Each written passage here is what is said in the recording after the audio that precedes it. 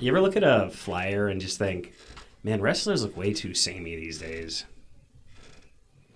I looked at a AAPW flyer today, and I saw this guy, Miro, and I was like, man, why does he look so much like Rusev? And then I realized I was quite mistaken.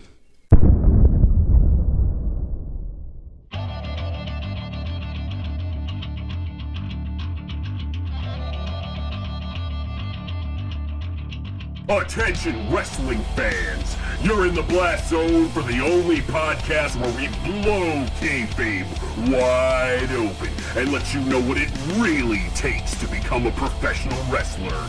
Presented by America's Academy of Professional Wrestling, this is the Buckle Bomb, and you're about to get blown up. Welcome back, wrestling fans. This is the Buckle Bomb, the only podcast where we blow kayfabe wide open and let you know exactly what it takes to become a professional wrestler. Presented by AAPW, I am your host, Buck Bomber, and this is the Buckle Bomb. And this week we are ducking and covering in the bomb shelter with Houston Hendrix. Hello. And Trevor Blue. What's up, everybody? All right. So how you guys doing? I'm doing all right. I'm coming off of a pretty solid match on Saturday, and we have a ladder match coming up soon on July 9th, and I'm pretty excited for that, not even gonna lie. I'm doing pretty good. Been doing some shows outside of AAPW, letting the knee still heal up a little bit before I get back in the ring, but, been having a good time. So, speaking of that, I guess that's a really good segue into this week's topic. You have been getting out there a lot. Yeah, I'd say so. Would you say you found your niche? Yeah, I guess a little bit. I mean, I just take whatever, gets thrown at me. Right. But I thought, since last week, I thought to myself, you know what? A big part of, getting out there and getting more work and also just having a place in the show is just finding your niche, I found that, I talk. I go out there, I antagonize the crowd, and then I get paid and I go. And I realize that's a really important thing for a lot of people. Because, before I was like, oh, I want to be a well-rounded, great wrestler. And I'm like, well, that's not going to happen. So let me just get really good at talking. So not to put you on blast there, Blue, but it's my understanding that you're out there mostly as a referee. Yeah, definitely. And I never thought, growing up watching wrestling, that I'd be the referee. I never even had it planned when I started training. And then one day it just kind of came up in conversation, and I was like, yeah, I'll do it. And then, it just went from there, and I feel like it just took off so fast since then. Right, absolutely. You're not hearing very much lately. Yeah. And, no, we take notice. We're like, hey, good for him, man. Good for him. Get out there however you can, A lot of respect for people who actually give a damn about refereeing, because there's nothing I hate more than seeing somebody who's like, oh, I want to be a referee just so they can, get in the show, And they have, no respect for the role. They're not even good at it, They take no pride in it. They're just like, I'm in the wrestling show. Da, da, da, da, da. And it's like... Getting themselves over. Yeah, getting themselves over. Exactly. Thank you, Mac Monday. So, but also, there's a lot of different kinds of niches, Like Houston Hendrix, you're a child. Yep, that's my only personality trait. I know, and that's why we brought you on. How's that working out for you? Honestly, it's kind of weird because a lot of the compliments I get, it's like, oh, you're pretty good for a child. Oh, and I'm like, that's kind of backhanded in a sense, because I'm sure they don't mean it like this, but it kind of implies that I'm not good if I was an adult, if that makes sense. Yeah, but that's from my point of view, that's wholly untrue, because, how long have you been doing this? I'm coming up on 11 months soon, I think. 11 months? Yeah. Man, time flies. Yeah. I think for someone who's been doing this for 11 months, you are exceedingly good at this. Yes, thank you. But I don't think you can escape from the fact that you are a literal child. Yeah. I would dare say they're just jealous if they say that. It'd feel like they're too old, and they say you're good for a child. Yeah. What they're saying is, I wish I would have started when I was your age. I definitely. I got a lot of that too. Absolutely. Lots of people are like, yeah, you're starting at like the perfect time, because thinking about it, I'll be 26 with 10 years of experience, and that's just insane. Yeah, that's a really good place to be. Yeah. Damn, my 10 years will be 32. That's not that bad either, though. Yeah, that's really good. I started at 27 and now I'm 31 and like I think I'm kind of done. I think I'm kind of done. Getting pretty old, getting pretty up there. Tell that to Taker and Stone Cold. Yeah, 30 is really old for being a wrestler. But yeah, have you been using it to your advantage? What do you mean by that? Have you gotten booked because you're young?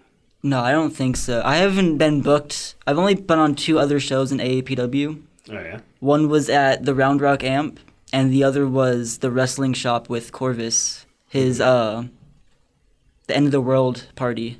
Oh yeah. And I don't think I got booked on there just because I'm 16. I think I just got booked just because they just wanted me there. Gotcha. Absolutely. I never I probably should, but I don't really network that much. I went to the Infamous show. I didn't really talk to anyone. That's the worst thing you can do. Yeah. One of the things I've been told is the worst thing you can do is go to a show And not do anything. and not talk to anybody. Yeah. Especially if you go to work a show, because I'm usually like focusing on me. I say hey, and I say goodbye. But it's like that's one of like the worst things you can do apparently. Yeah.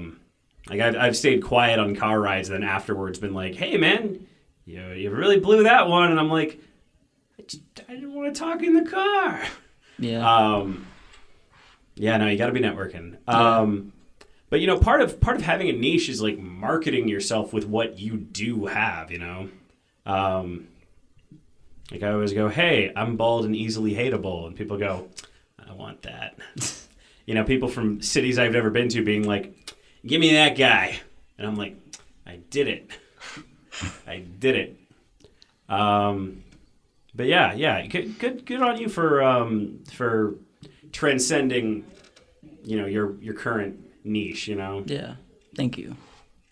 But honestly, if I was 16, I'd be like, yeah, look at me, I'm young and spry, and I'm younger than like everybody else here, so you can put me in your show and be like, look, this guy's a kid. Wow, he's fighting people. I do get sympathy really easily. Exactly, yeah. That's why I take a lot of heat. No, yeah. Use that to your advantage the way you can, man. Yeah. I think it also helps that I don't mean to bury myself, but I'm probably going to be the smallest one on the roster for a while. So That's true. I think even if I were 25 or whatever, I would still get a lot of sympathy easily just because of the size. Right. But I also use that in my wrestling. I don't think I've ever done a slam in any of my matches ever, other than maybe a suplex to Michael Arrow or something, and that's it. Yeah, I mean, part of it is who you are, I don't jump. God, I don't do anything. But even if I was the most athletic guy in the world, I'm like, I'm not a jumpy, flippy man. Yeah. And it's not like how it used to be. There's a lot of different body types in wrestling now. Yep. And one thing wrestling has always needed is smaller guys to, do they're fist bumping over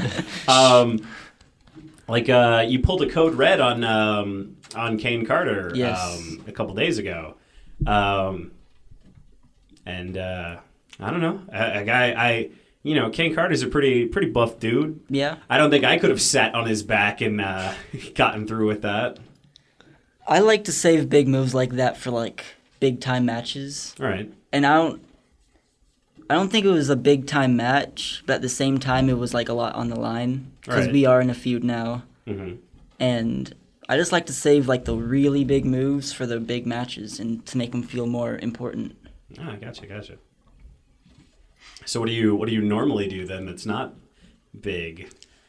I don't know. I don't have like a defined move set. I just have moves that I feel comfortable doing. Obviously, I have like moves I do in most matches, but like Like what?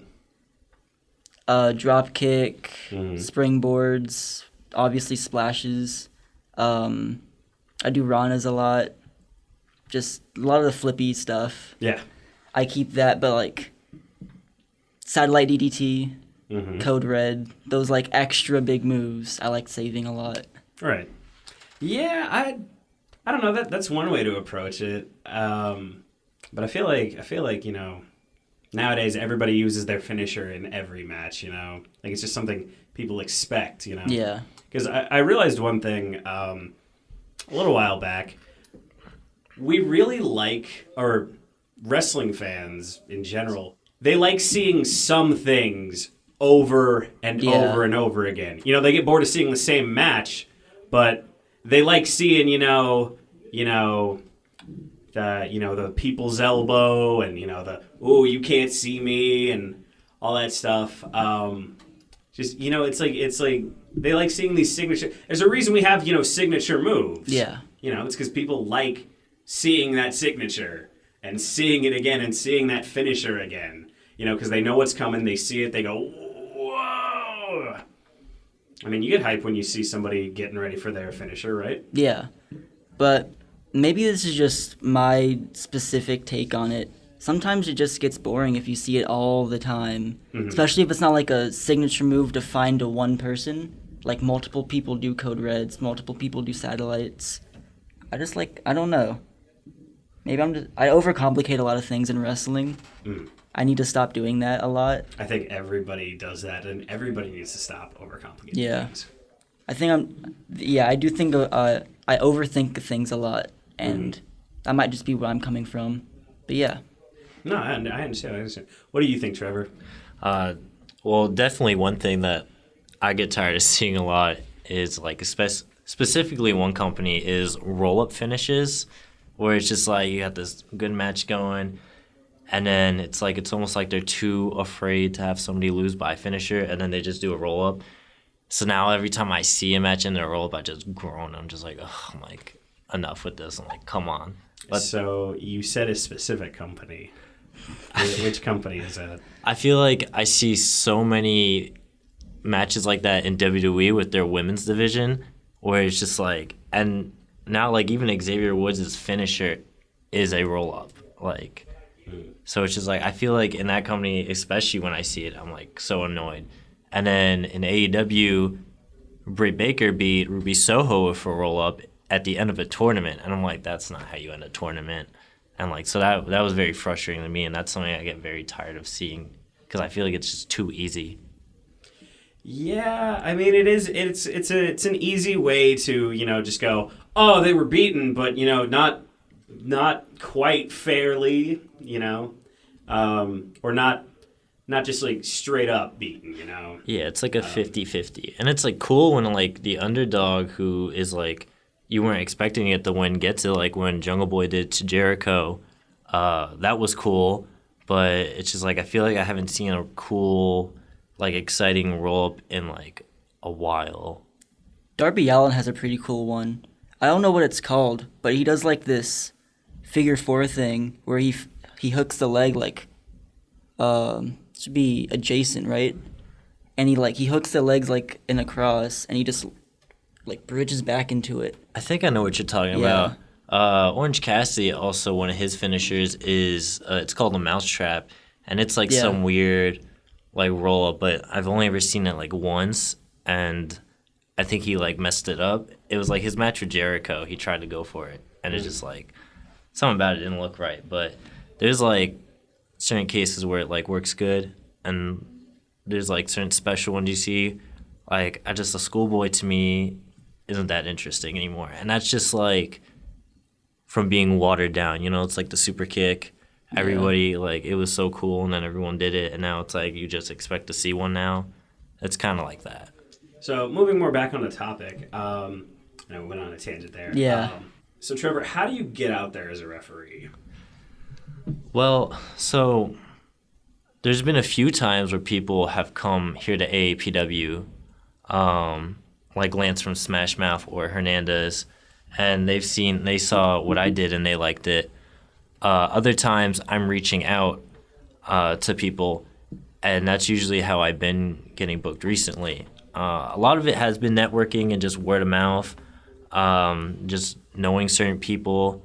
You know, it's helped me get out of Texas and go to Arkansas and New York and do some reffing there. Have you been to New York? Yeah. What was that? New York Wrestling Connection. That's where my brother trains at, and for one of their shows, I get to have like one match there, and that was super exciting. That crowd was so hot that like I couldn't even hear myself like counting, and I was like, oh man, I'm getting close to the 10. I hope they see me, and that was a crazy experience. Wow. So Arkansas too.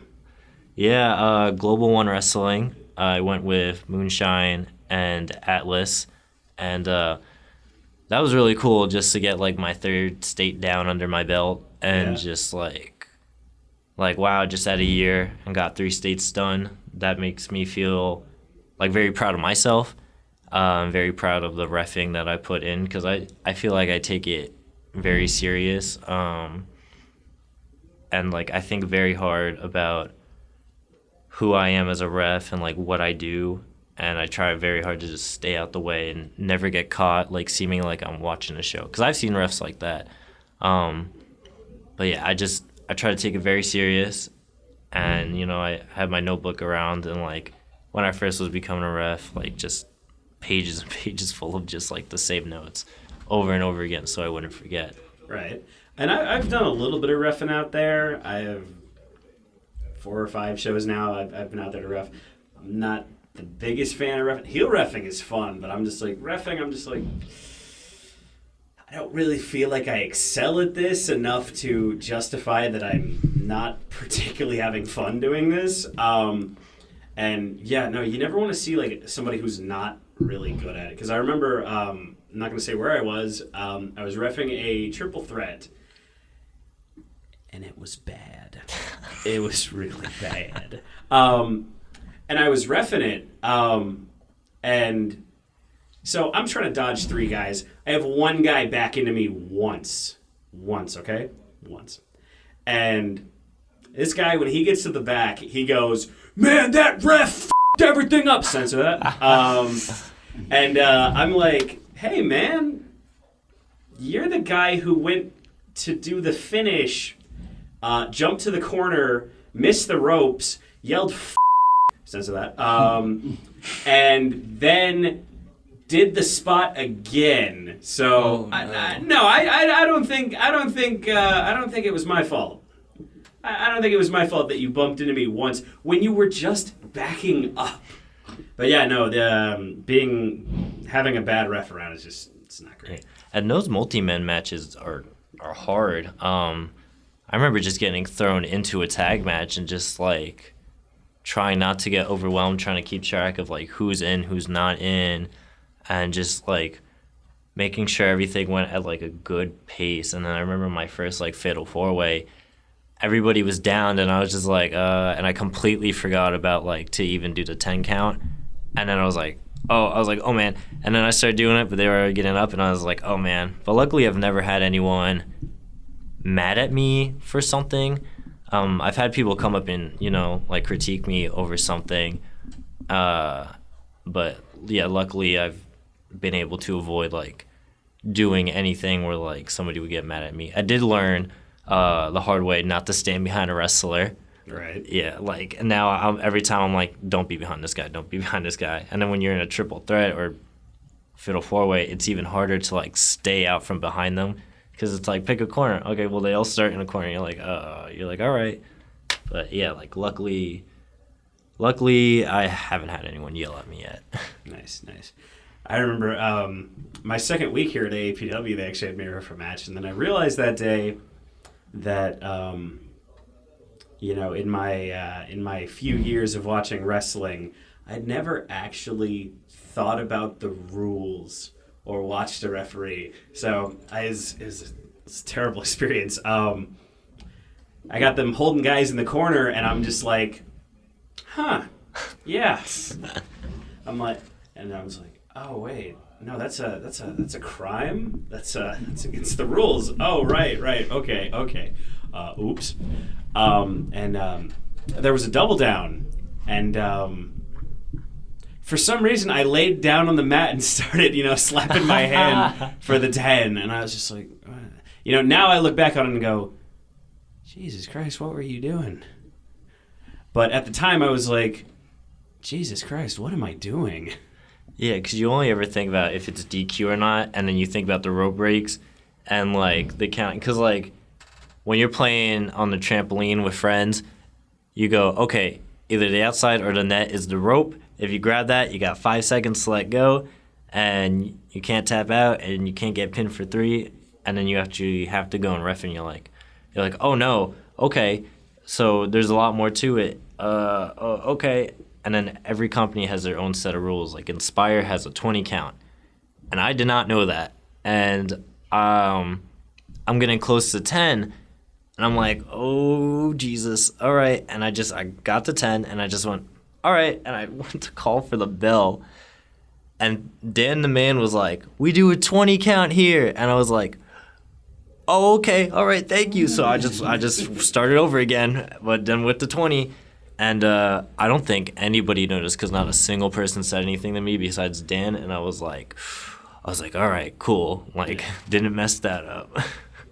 I remember at one promotion I refed at, I would check people before the matches, and it was my first time there, and I ended up reffing the whole show. And every time I would check people, and they were like, "Hey, don't do that. This isn't a flea market show. We're running, a show, and we're trying to stay on time with that." And I'm like, oh.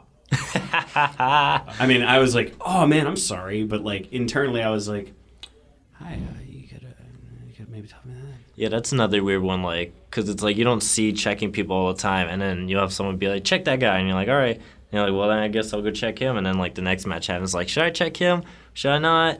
So that's always, like, I feel that's like, I don't know if that's old school or if that's just not really a thing that happens anymore, where like you're checking someone. Oh, you know what I hate?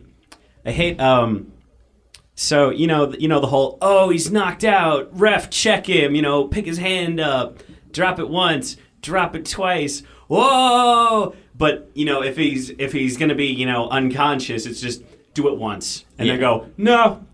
You know what I like to do? I like to do 3 drops. Yeah. And then go, okay. But no, people don't seem to like that. I'm like, well, maybe it keeps people guessing. Because, you always think, if you see more than one drop of the hand, it's just like, okay, he's gonna power up, he's gonna come back to life, and we're all gonna go, yay! Yeah, like you understand what's gonna happen. So it's never like, everyone goes along with it. They're like, oh, and then like when the hand drops and stops, everyone's like, yeah, but it's like you knew, like. So yeah, no, if you drop it a third time and the guy's still out, I mean that's subverting expectations. Yeah, that's more shocking. Right. But then people might be like, oh, that guy got buried because look how like they got to do that. But it's just weird how wrestling works sometimes. Yep. What do you think about refereeing, Houston? I don't think I've reffed anything ever other than like maybe a practice match. I should have gotten into it, but I was thinking about it, but by the time I was thinking about getting into a referee position, I was already debuting. Right. So it's not like I could it's not like I could ref here anymore. Right.